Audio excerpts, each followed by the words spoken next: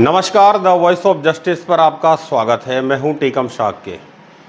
भारत पाकिस्तान तनाव पर बिना किसी शोर शराबे के अपनी बात को शुरू करते हैं।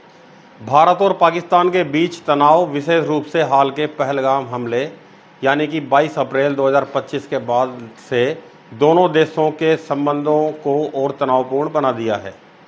कूटनीतिक समाधान की राह चुनौतीपूर्ण है, लेकिन कुछ संभावित उपाय और दृष्टिकोण हो सकते हैं जो वर्तमान स्थिति और ऐतिहासिक संदर्भ के आधार पर विचारणीय हो सकते हैं। सबसे पहले है संयम और संवाद की बहाली। अंतर्राष्ट्रीय अपील। संयुक्त राष्ट्र महासचिव एंटोनियो गुटेरेस और संयुक्त राष्ट्र सुरक्षा परिषद यूएनएससी ने दोनों देशों से अधिकतम संयम बरतने और की अपील की है।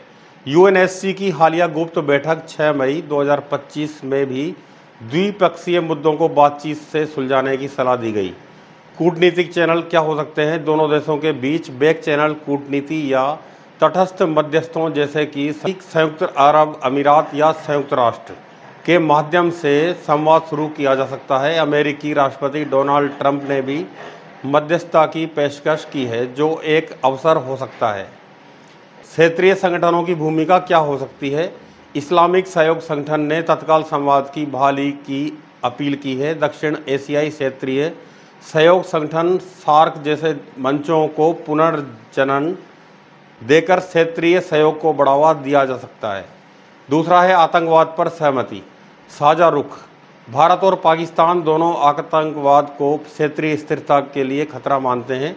ओआईसी ने भी आतंकवाद की निंदा की है। दोनों देश आतंकवादी संगठनों जैसे लश्कर-ए-तैयबा, जैश-ए-मोहम्मद के खिलाफ ठोस कार्रवाई पर सहमति बना सकते हैं।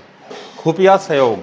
आतंकवादी गतिविधियों पर सूचना का आदान प्रदान और सीमा पार आतंकवाद को रोकने के लिए संयुक्त तंत्र स्थापित करना तनाव को कम कर सकता है। तीसरा बिंदु यह है कि विवादास्पद मुद्दों पर तनाव कम करना। सिंधु जल संधि। भारत ने हाल ही में इस संधि को निलंबित करने की घोषणा की है, जिसे पाकिस्तान ने गंभीरता से लिया है। विश्व बैंक जैसे तटस्थ मध्यस्थों के माध्यम से इस मुद्दे पर बातचीत शुरू की जा सकती है ताकि जल संसाधनों का उचित बंटवारा सुनिश्चित हो सके।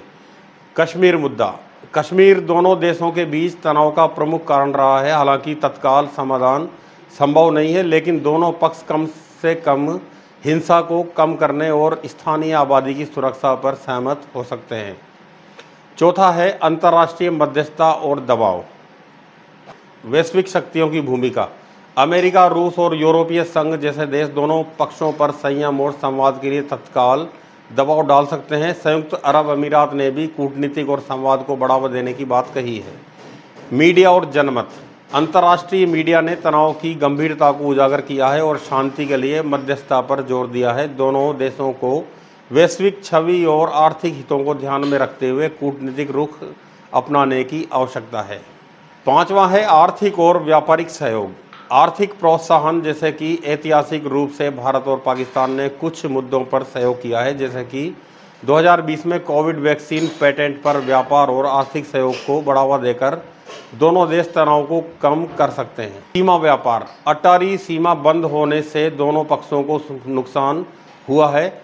सीमित व्यापार को पुनर्जनन देना एक सकारात्मक कदम हो सकता है। भारत और पाकिस्तान के बीच तनाव को कम करने की चुनौतियां क्या आ रही हैं? इस मुद्दे पर यदि हम बात करें तो यहाँ एक बात सामने आ रही है, जो है कि आंतरिक दबाव। आंतरिक दबाव यानी कि भारत में जनता का गुस्सा और पाकिस्तान में सैन्य प्रभाव कूटनीतिक प्रयासों को जटिल बनाते हैं।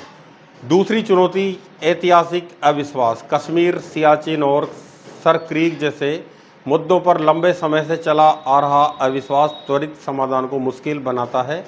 और तीसरी चुनौती यह है कि सैन्य टकराव का खतरा। दोनों देशों की परमाणु क्षमता और हाल ही की सैन्य तैयारियां जैसे कि भारत का ऑपरेशन सिंदूर स्थिति को और नाजुक बनाती हैं। कूटनीतिक समाधान की राह संभव है, बशर्ते दोनों देश संयम बरतें और अंतर्राष्ट्रीय समुदाय की मध्यस्थता को स्वीकार करें। तत्काल कदमों में संवाद की बहाली, आतंकवाद के खिलाफ सहयोग और विवादास्पद मुद्दों पर तनाव कम करना शामिल हो सकता है। दीर्घकालिक समाधान के लिए कश्मीर और जल विवाद जैसे मूलभूत मुद्दों पर ठोस बातचीत आवश्यक है। दोनों देशों को यह समझना होगा कि सैन्य टकराव से केवल विनाश होगा, जबकि कूटनीति क्षेत्रीय शांति और समृद्धि का मार्ग प्रशस्त कर सकती है। परिस्थिति गतिशील हैं और नवीनतम घटनाक्रम के आधार पर कूटनीतिक रणनीतियां बदल सकती हैं। यदि आपके पास किसी विशिष्ट पहलू पर और जानकारी या सुझाव है तो कृपया कमेंट बॉक्स में अपनी राय जरूर रखें। धन्यवाद।